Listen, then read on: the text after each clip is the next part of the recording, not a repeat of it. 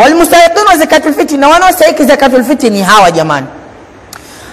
Alhumul fuqara, ni mafaqih.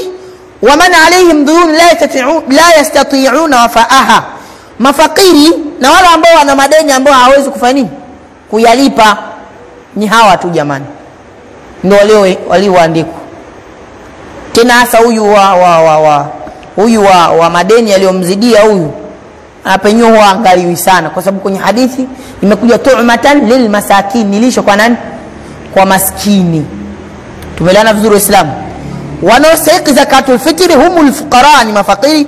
Wa man alayhim duyun la yastati'una wafaaha, na wenye madeni ambao hawawezi kufanya nini kuyalipa. Na tukasema sio madeni ya riba, madeni ya haram.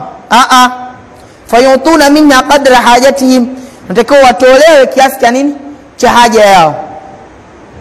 Kama maskini natakiwa apewe kiasi ama chakula ambacho kitamkidhia, ama yule mwenye deni kiasi ambacho kitakuja kulipa nini deni lake. Wayajuzu tawzi'a alfitrati ala akthar min faqir, lakini yafaa kutoa zakatul fitri zaidi ya fakiri mmoja. Wayajuzu dafa adadi min alfitri la miskinin wahid, lakini vile vile yafaa watu kuwamtolea maskini mmoja, idadi ya watu, mfano watu 10, 15, lakini wakamtolea maskini mmoja. Hiyo haifanyi, hiyo ni halali na inafaa. Kwa sababu gani jamani?